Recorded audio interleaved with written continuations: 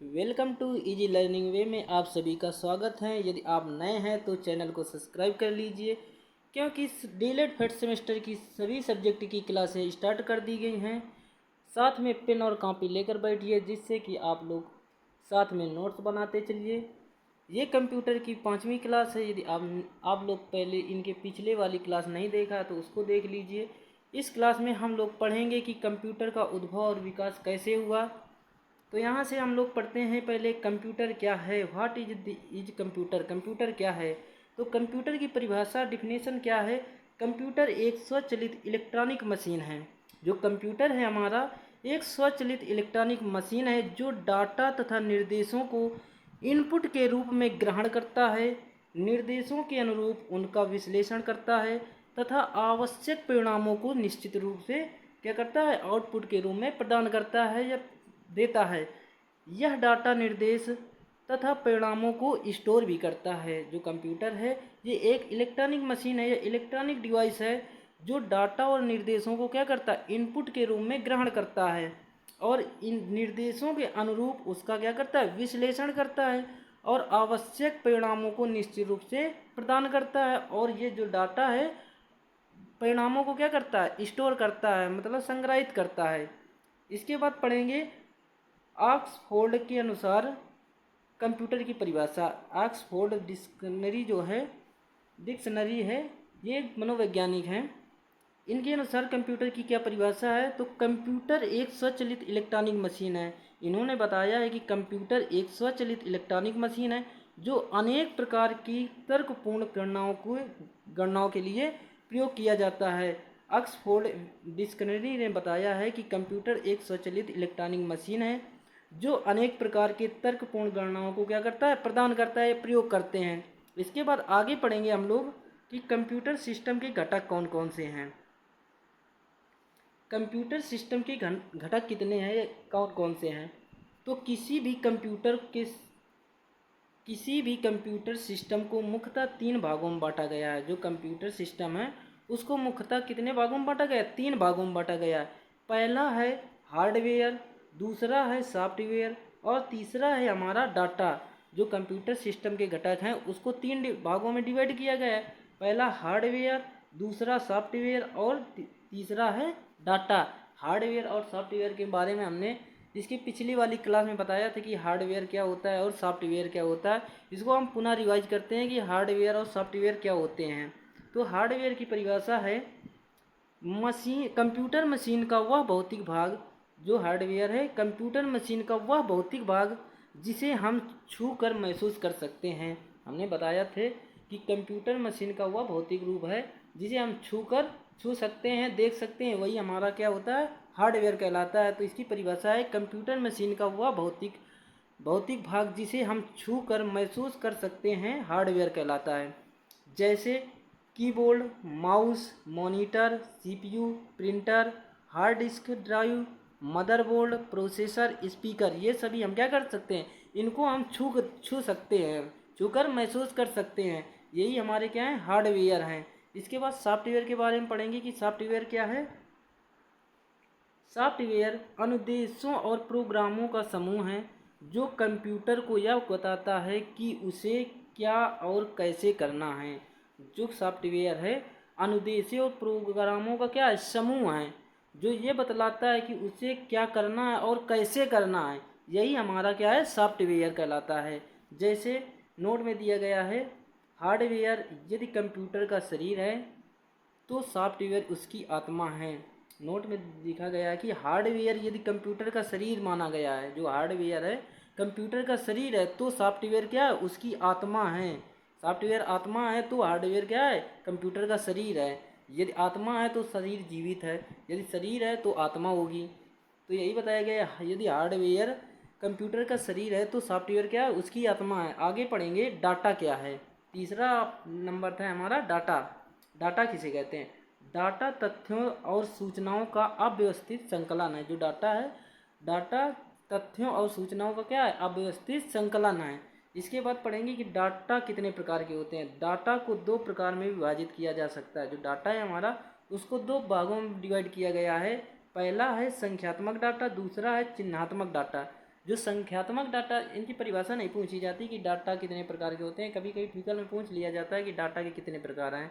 तो संख्यात्मक डाटा और चिन्हात्मक डाटा 2 प्रकार के होते हैं। इनकी परिभाषा नहीं पूछी जाती है, इसलिए हमने इसकी परिभाषा नहीं लिखा है। यदि अपने भाषा में बताएं तो संख्यात्मक डाटा वो होते हैं जैसे हम लोग गिन सकते हैं 1 हो गया, 2 हो गया, ये हमारे क्या संख्यात्मक डाटा हो गए। और चिन्हात्मक, चिन्ह के रूप में जो प्रयोग किया जाए उसे क्या कहते हैं, चिन्हात्मक डाटा कहते हैं।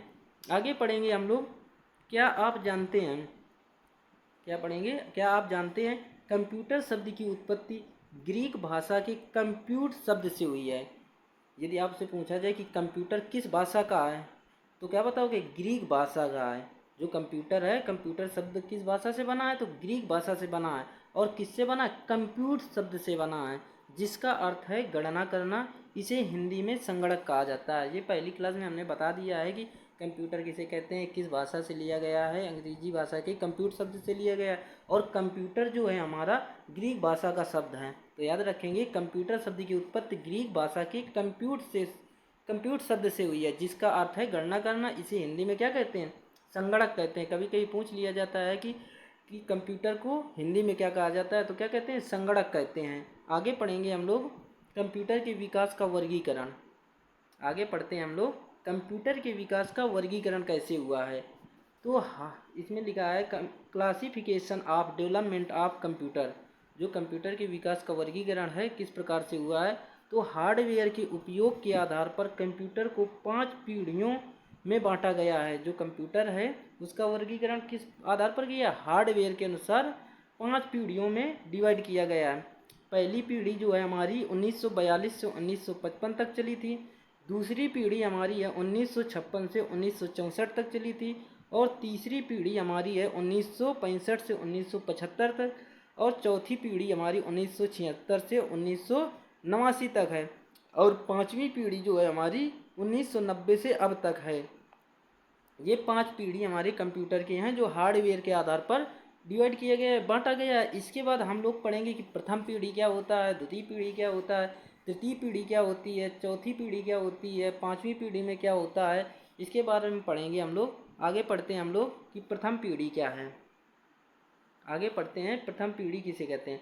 प्रथम पीढ़ी के कंप्यूटर के निर्माण में निर्वात ट्यूब अर्थात इंग्लिश में इसको कहते हैं वैक्यूम ट्यूब का प्रयोग किया गया है। जो प्रथम पीढ़ी है उसमें किस प्रकार का प्रयोग किया गया, उसमें वैक्यूम ट्यूब का प्रयोग किया गया है। निर्वात ट्यूब जिसको बोलते हो हिंदी में, वैक्यूम ट्यूब का प्रयोग किया गया है।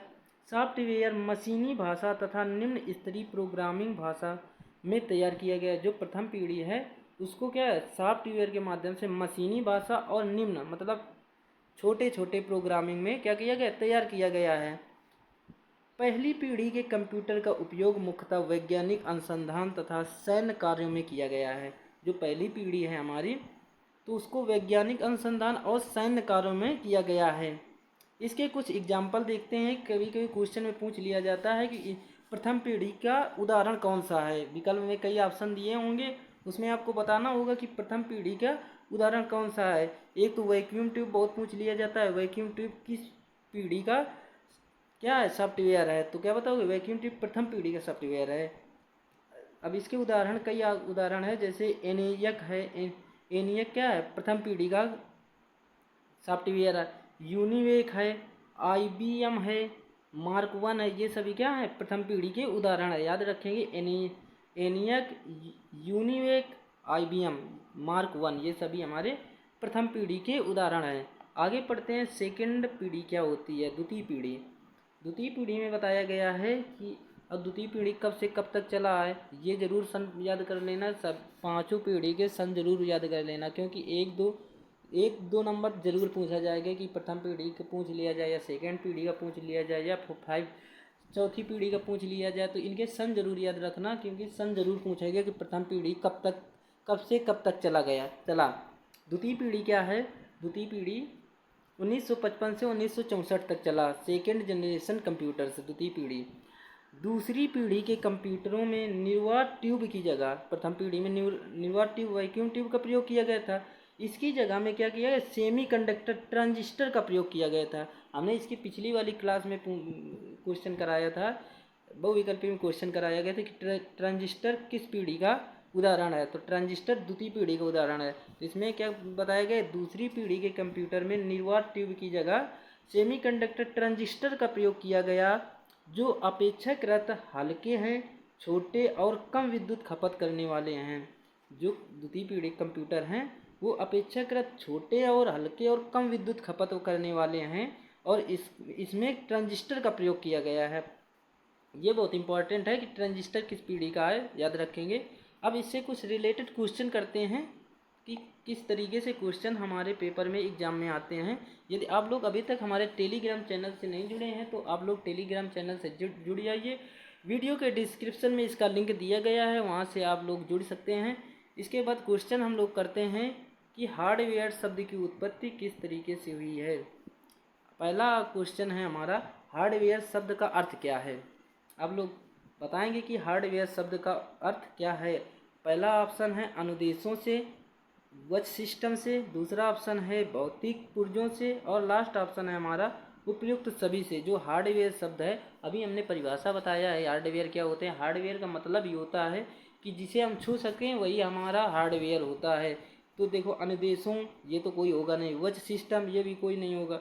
भौतिक पुर्जें, भौतिक जो कंप्यूटर के भौतिक पुर्जें होते हैं उनको हम छू सकते हैं और छू कर महसूस भी कर सकते हैं कि ये प्रिंटर है, ये मॉनिटर है, ये कीबोर्ड है। तो इनको हम क्या कर सकते हैं, छू सकते हैं। ये भौतिक पुर्जों को हम छू सकते हैं। तो हार्डवेयर शब्द का अर्थ है भौतिक पुर्जों से है। तो इस क्वेश्चन का राइट आंसर हो जाएगा ऑप्शन नंबर तीसरा। अगला क्वेश्चन पढ़ेंगे हम लोग। अगला क्वेश्चन है हमारा, संसार का पहला गणक यंत्र कौन सा है। जो संसार का पहला गणक यंत्र क्या कौन सा है। गणक का मतलब गणना करना। पहला ऑप्शन है एनियक, दूसरा ऑप्शन अबेकस, और तीसरा ऑप्शन है मार्क 1, और लास्ट ऑप्शन है हमारा इनमें से कोई नहीं। तो इस क्वेश्चन का राइट आंसर हो जाएगा, जो पहला गणक यंत्र है हमारा अबेकस का है, अबेकस है। और अबेकस जो है ये क्या है, गणक यंत्र है। और इसकी खोज किसने की थी, आपको पता होगा इसकी खोज किसने की थी। तो चार्ल्स बेबेज ने किया था। किसने किया था, चार्ल्स बेबेज ने किया था। और कंप्यूटर के जनक भी माने जाते हैं। चार्ल्स बेबेज को कंप्यूटर के जनक भी माना जाता है। तो चार्ल्स बेबेज ने सबसे पहला गणक यंत्र क्या किया था, खोज किया था अबेकस नाम से। अगला क्वेश्चन पढ़ेंगे हम लोग। अगला क्वेश्चन है हमारा, यदि आपको क्लास अच्छी लग रही हो तो क्लास को लाइक और शेयर जरूर कर दिए। अगला क्वेश्चन है हमारा, कंप्यूटर में प्रयुक्त आईसी चिप बनी होती है। जो कंप्यूटर में प्रयुक्त आईसी चिप है तो किससे बनी होती है। क्रोमियम से, पर्ण से, सिलिकॉन से, स्वर्ण से। तो आप लोग बताइए कि कंप्यूटर में प्रयुक्त आईसी चिप होती है, जिसको आईसी चिप बोलते हैं, इंटीग्रेट सर्किट जो बोलते हैं इसको। इसका फुल फॉर्म होता है, आईसी चिप का फुल फॉर्म होता है इंटीग्रेट सर्किट। तो किससे बनी होती है, किस धातु से बनी होती है, तो बताइए आप लोग। तो इस क्वेश्चन का राइट आंसर हो जाएगा सिलिकॉन।